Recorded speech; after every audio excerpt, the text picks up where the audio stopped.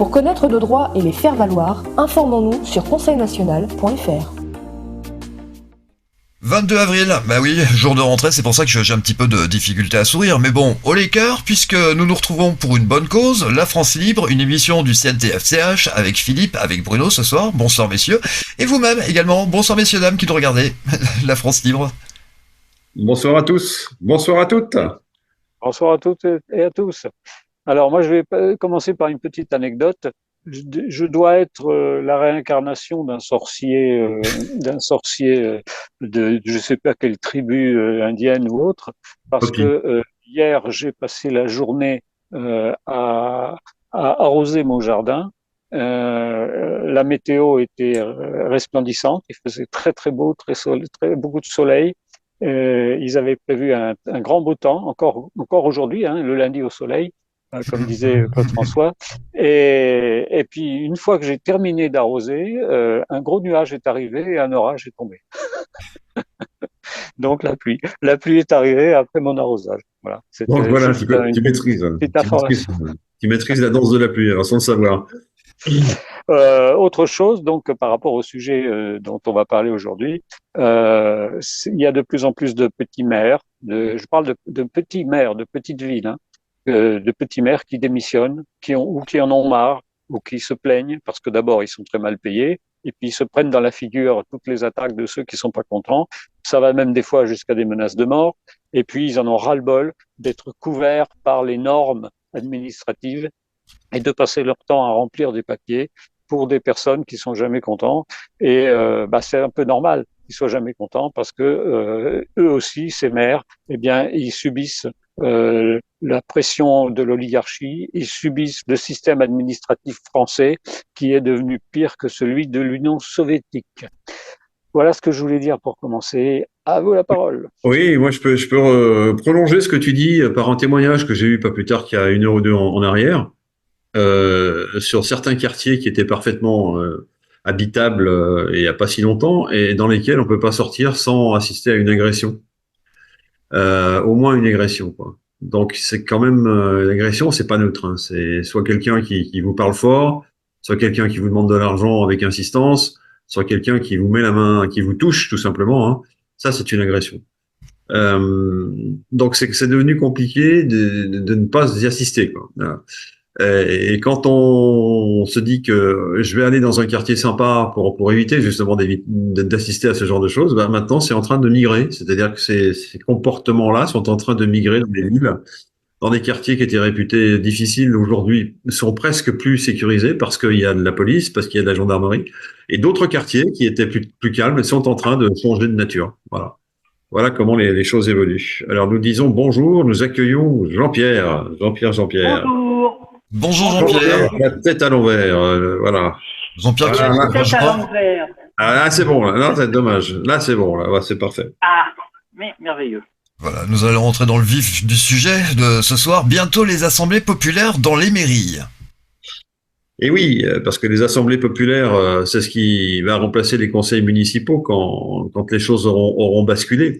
Et les choses ont deux façons de basculer, par le haut, façon Révolution française, et puis par le bas, qui jusqu'à maintenant n'a jamais été utilisé, c'est d'aller voir les maires, tout simplement. Les maires, ce sont les premiers magistrats, ce sont les premiers politiciens, ce sont les premiers politiques. Leur signature a une valeur. Rien ne peut se faire sur la commune qui concerne le bien public qui ne soit signé par le maire. Donc le maire, c'est quelqu'un d'important. Ça reste quelqu'un d'important dans la hiérarchie des normes, si je puis dire, en France en tout cas.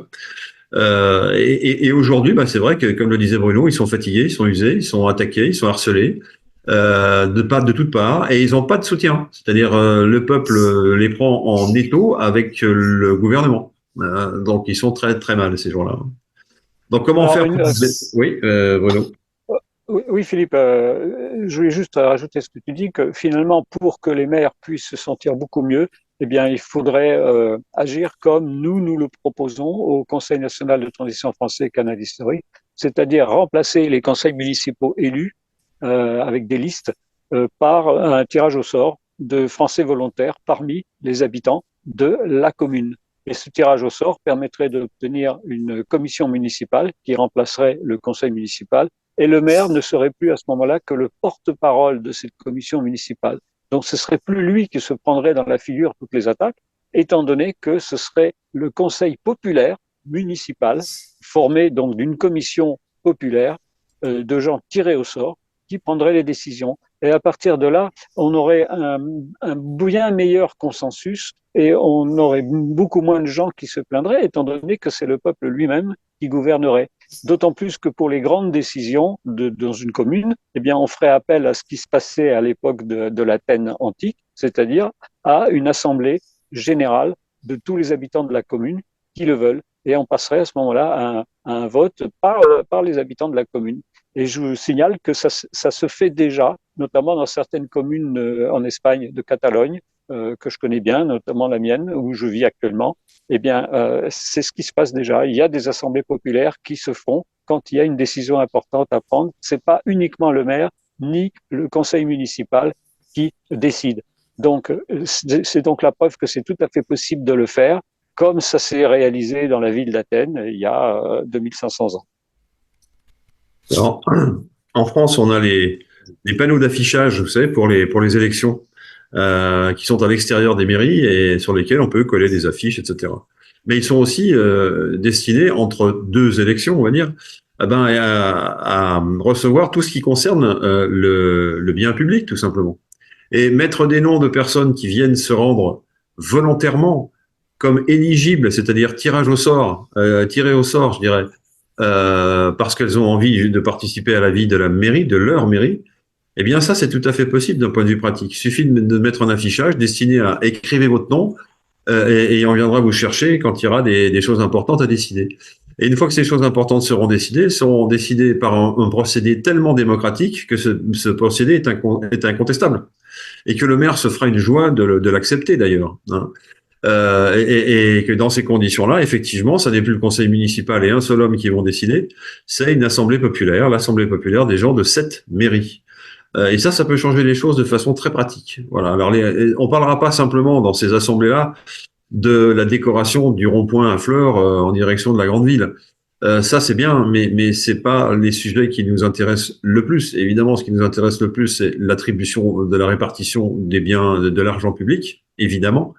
De tracer son chemin déjà, de savoir où il passe, que tout ça soit parfaitement limpide, et donc ça passe par ce qu'on appelle au niveau général un audit, et qu'on peut tout à fait exercer, demander lorsque l'Assemblée populaire se réunit et qu'elle fait gouvernance. Voilà. Donc on va pouvoir par le bas commencer les principes vertueux que l'on retrouvera, j'espère le plus tôt possible, dans le haut, c'est-à-dire sur tous les sujets nationaux, en passant évidemment par l'intermédiaire de la région, qui est un échelon important en France en particulier. Voilà voilà ce qu'on peut dire. Donc, alors ce qu'on peut rajouter, c'est que d'un point de vue strictement étymologique, la démocratie, démo, c'est en grec, démos, c'est la mairie, c'est pas le peuple, hein, c'est la mairie. C'est pas moi qui le dis, hein, c'est des hellénistes distingués qui m'ont dit ça. Et Kratos, c'est l'État. Donc on parle bien de mairie, c'est-à-dire de là où se réunit le peuple, et l'État, c'est-à-dire que en haut il y a un État tout en haut, avec les mairies par le bas et l'État par le haut. Quoi. Voilà ce que démocratie veut dire au sens initial du terme. Donc voilà ce que je pouvais dire. Alors, est-ce que Pierre a des choses déjà à nous dire?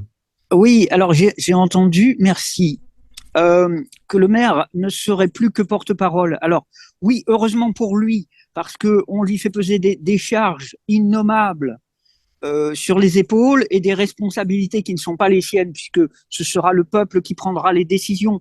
Donc le peuple responsable de ses propres décisions pour lui-même et par lui-même, et le maire sera porte-parole. Alors je signifie que porte-parole, c'est une charge digne, c'est-à-dire que arriver à être porte-parole sans parti pris de toutes les paroles d'un cercle de parole ou d'une réunion, c'est une charge très noble.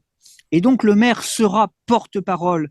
Ça n'est pas un amoindrissement, c'est un anoblissement de sa fonction. Ça, je voulais le signaler. J'ai relevé aussi le terme de joie, effectivement, quand les gens accompliront leurs tâches et qu'ils auront les moyens d'accomplir leurs tâches dans la joie, ce sera non seulement plus aisé pour eux, mais immensément plus efficace. J'ai noté aussi, j'ai un vide absolu. Ah oui, sur les panneaux d'affichage, je trouve dommage cette espèce de concurrence à qui recouvrira les affiches des autres. Les panneaux d'affichage sont suffisamment grands pour que chacun mette une affiche plus petite, mais que toutes les affiches perdurent et que ça pourrait devenir une règle de base, c'est-à-dire le respect des idées de l'autre. Pourquoi recouvrir à tout prix? Alors, on dépense des fortunes en affiches publicitaires pour recouvrir absolument les autres. Pouvons-nous avoir un peu effectivement, de démocratie, à savoir entendre la parole de l'autre et savoir lire ses écrits et qu'il reste affiché? Merci. Alors, Jean-Pierre, tu as raison de revenir sur ce détail pratique, technique. Les panneaux d'affichage, c'est le monde ancien. Aujourd'hui, on est sur le site de la mairie. On va donner son nom sur le site pour s'inscrire, pour être éligible, pour être tiré au sort. Voilà, les nouveaux panneaux d'affichage, ils sont sur les sites des mairies en quelque sorte. Bien sûr qu'il y aura une adaptation à faire au niveau technique entre l'ancien panneau métallique qui servait de support à toutes les bagarres électorales. Alors là, on n'est même pas dans une bagarre électorale, on est juste dans une volonté de faire rentrer le peuple dans le circuit de décision. Voilà. Et pour ça, il suffit de s'inscrire et sur l'informatique, ça suffit largement. Voilà. Donc, tout est possible au niveau technique. On va même changer donc que ce qui se passait à l'époque à Rome, etc., où on marquait le nom carrément sur le mur de la villa ou dans la rue, quoi. On va changer vraiment toute la donne. Ah oui, tout à fait. Alors, il y en a qui nous disent, oui, mais comment vous allez faire dans les grandes villes où il y a beaucoup d'habitants? Comment vous allez faire pour réunir, si vous faites des assemblées populaires, pour réunir même dans le plus grand stade, ça suffira pas, etc. Tout simplement, on fait des subdivisions, comme les arrondissements qui existent à Paris, à Lyon, à Marseille, et on duplique quelque chose à une unité plus petite. Et à partir de là, on peut étendre ça à 68 millions d'habitants, à 35 000 communes. Il n'y a aucun problème. Et d'autant plus que nous, au Conseil national de transition français Canal historique, on a prévu aussi l'échelon départemental. On supprime l'échelon régional parce que l'échelon régional, c'était vraiment une usine à gaz et ça coûte de l'argent énormément au peuple. Et puis après, on arrive à l'échelon national où finalement les commissions au niveau national seront composées des délégués des commissions départementales qui elles-mêmes recevront toutes les informations nécessaires pour pouvoir créer des lois qui correspondent à ce que veut le peuple. Ces informations venant de toutes les communes et de toutes les assemblées populaires des communes. Donc, on arrive toujours à dupliquer quelque chose qui s'est passé d'une manière tout à fait simple et claire, surtout avec les moyens que nous avons actuellement, les moyens de communication, Internet et autres, qui permettent à tout le monde de s'informer beaucoup plus facilement que ce qui se passait à Athènes il y a 2500 ans. Oui, et puis donc aujourd'hui, on a des moyens techniques pour aller beaucoup plus vite dans le vote. Alors, nos amis suisses disent la votation, on peut dire la votation si vous voulez. Un des moyens techniques que tu viens d'évoquer, effectivement, qui vont nous faire voter plus vite, d'autant qu'à Athènes, que tu as rappelé à l'instant, il y avait jusqu'à 4 votes par jour. Donc ça voulait dire du monde, quoi, vraiment du monde, et surtout les décisions rapides. Alors, je rappelle que nous, ce que nous cherchons, ce sont des majorités à des 2/3, c'est-à-dire à 67%.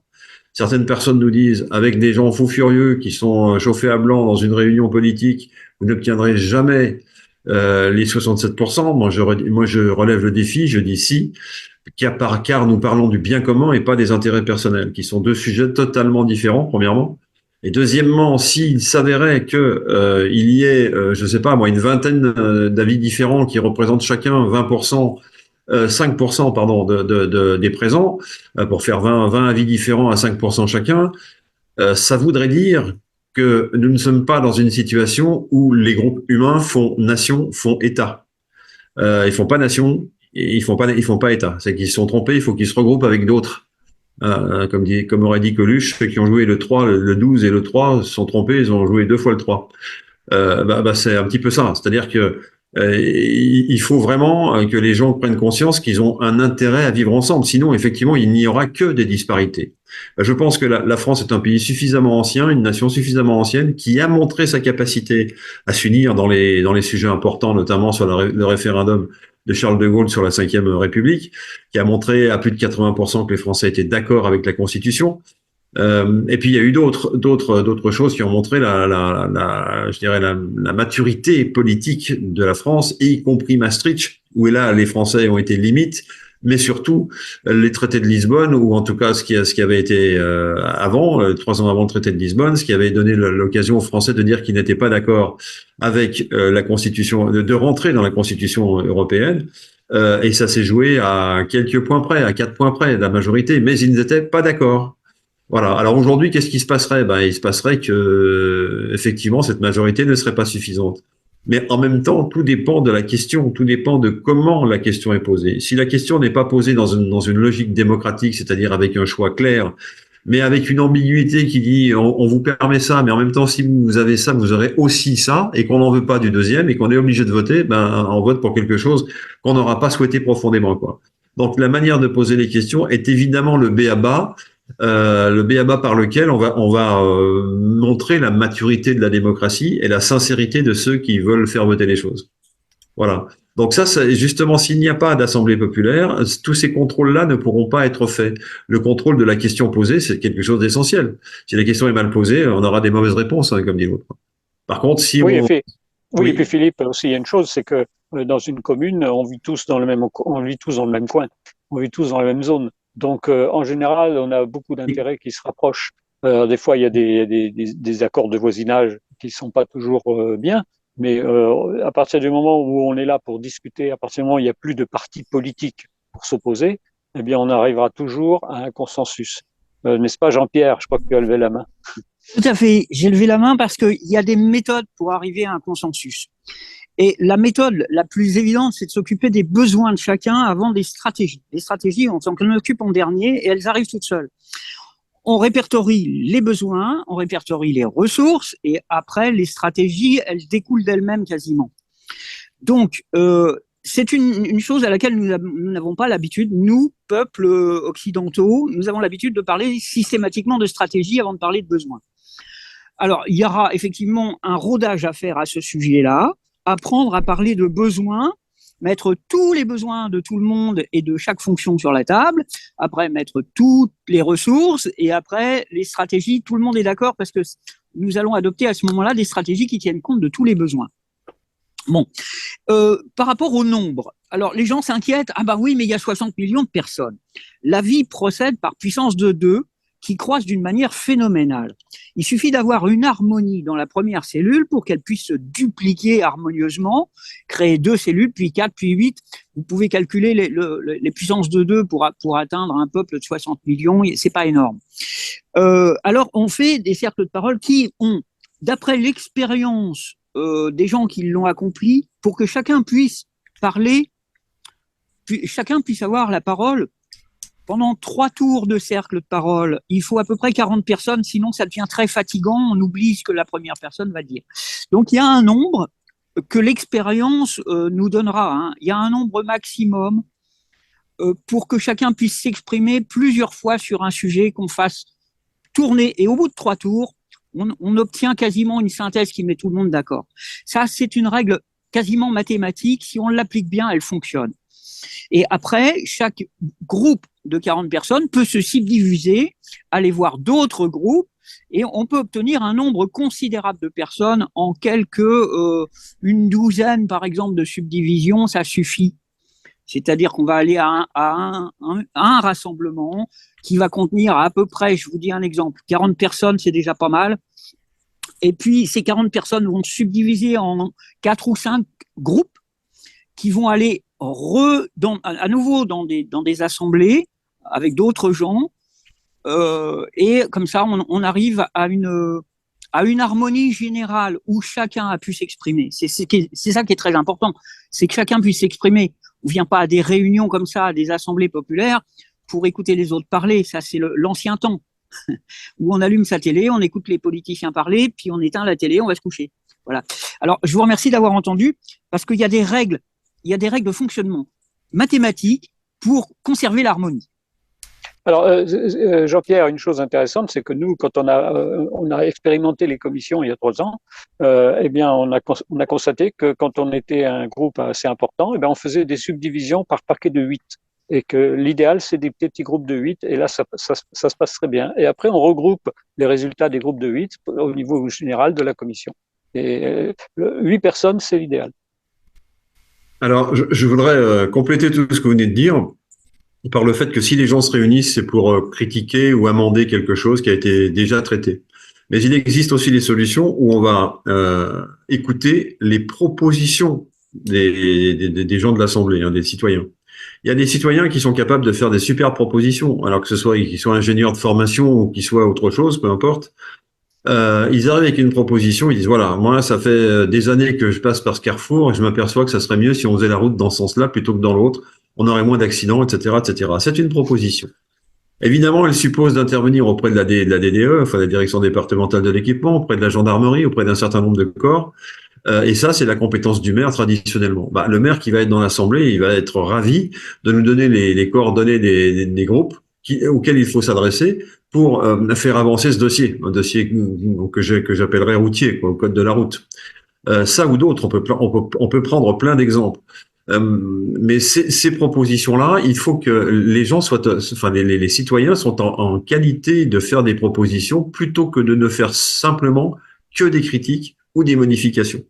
La proposition, ça nous semble essentiel, et il faut abreuver en quelque sorte la mairie, et pas simplement le maire, mais la mairie de toute une série de propositions qui devront être discutées, chahutées, éventuellement amendées, etc., pour que à la sortie, lorsque cette proposition est prête, eh bien, elles doivent être conduites par celui qui l'a faite. Ça, c'est la tradition, je dirais, athénienne de l'Athènes antique, où celui qui fait la proposition et pour qui la proposition a été acceptée par l'Assemblée, eh bien, c'est lui qui en est le maître. C'est lui qui est le maître d'œuvre de la réalisation de cette proposition.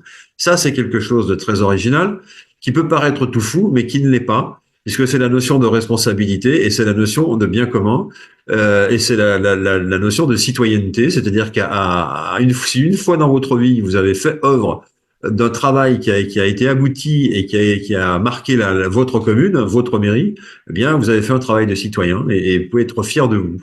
Voilà, moi, personnellement, quand j'étais jeune, j'ai fait ça et j'étais très content de moi. Voilà. Alors Philippe, moi je vais donner l'exemple de ce qui s'est passé donc dans cette petite commune de Catalogne, en Espagne, où il y a 900 habitants. Et donc il y a une route importante qui traverse un quartier d'habitation. Et donc le conseil municipal, parce qu'il y a encore un conseil municipal, a commencé par demander aux habitants qu'est-ce qu'il faudrait faire pour que la circulation soit moins dangereuse. Et donc un certain nombre d'habitants ont écrit en disant il faudrait faire des ronds-points. Bon. Donc, le conseil municipal a contacté les professionnels qui peuvent faire des études pour faire un rond-point. Et à partir de là, donc, ils ont créé un groupe WhatsApp pour tous les habitants de la commune. Et les habitants de la commune ont voté sur différents choix possibles de rond-point. Et ce sont les habitants de la commune, en assemblée générale, finalement virtuelle, parce que tout s'est passé par WhatsApp. Mais il y avait possibilité aussi de se réunir sur place, parce qu'on pouvait aller aussi voter sur place dans la commune, à la mairie, pour choisir parmi les 3 projets qui existaient. Projets qui, je rappelle, au départ, ont été proposés par les habitants de la commune. Donc finalement, les habitants ont voté et les projets ont commencé à se réaliser. Donc on est déjà là dans une forme de véritable démocratie populaire, bien qu'il existe encore un conseil municipal dans cette commune. Moi, je vais me faire l'avocat du diable. Je vais critiquer le phénomène, car c'en est un, des ronds-points à fleurs en France, parce que c'est devenu pratiquement la marque de la France d'avoir des ronds-points à fleurs. Marché public. Exactement. Donc, tu as mis le doigt dessus. C'est marché public, c'est-à-dire l'entrepreneur le plus proche des habitants de la mairie. Et on voit tout de suite où passe l'argent de la mairie. Et c'est un concours à celui qui fera le plus joli rond-point à fleurs. Le mieux décoré, le plus grand, le plus vaste, le plus tout ce qu'on veut. Alors, au lieu de mettre des fleurs, on peut mettre des jardins potagers gratuits. Alors, par exemple, on peut mettre des jardins potagers, oui, tout à fait. On peut faire plein de choses, ou on peut faire des choses plus simples qui coûteront moins cher. aussi. Simplement, elles se verront moins. Donc, le maire, il a besoin, pour être réélu, de faire des choses qui se voient. Et il a besoin aussi de maintenir un certain emploi local avec les travaux publics. Donc, c'est le cas du rond-point à fleurs qui emploie des gens locaux. Donc voilà, donc c'est devenu un objet politique, le rond-point à fleurs. Alors, il y a peut-être aussi mieux à faire. Ça, dans une réunion démocratique, il y aura forcément quelqu'un qui dira la même chose que moi, qui se lèvera pour l'exprimer. Alors, il aura tort, il aura raison, il sera suivi, il sera pas suivi, je n'en sais rien. Mais au moins de se dire, même s'il y a des choses qui se font par, je dirais pas, sans que ce soit visible, comme ça n'est pas le maire qui en a décidé, mais une assemblée, eh bien, c'est l'assemblée des personnes qui pourra peut-être plus facilement sortir de la logique des ronds-points à fleurs pour faire d'autres choses qui seront peut-être plus importantes, plus ingrates, c'est-à-dire qu'on ne les verra pas forcément, mais qu'à terme, elles aboutiront à l'amélioration du bien commun. Voilà. Donc, c'est ce qu'on appelle les tâches ingrates, invisibles, que certains maires mettent en avant en disant oui, j'ai pas fait ça, mais j'ai pas fait de rond-point à fleurs, mais j'ai fait ça. Oui, mais on se souvient que du rond-point à fleurs et donc on va pas vous réélire. On va pas vous réélire. Donc, alors, si jamais on remplace le maire, eh ben, il aura plus l'angoisse de se faire réélire ou pas. Les décisions seront prises par l'Assemblée, elles seront forcément prises en faveur du bien commun. Voilà ce que je voulais dire également. Super, on en a terminé? Allez, on est pas mal, là, on est bien. Bon, alors je vais conclure en disant ceci. Au CNTFCH, au Conseil national de transition français, canal historique, nous vous proposons la fin des politiciens et le début des solutions. Merci Philippe, merci Bruno, merci Jean-Pierre, merci à vous également qui nous suivez. Rendez-vous dans 48 heures pour une nouvelle émission du CNTFCH. La France libre, excellente soirée.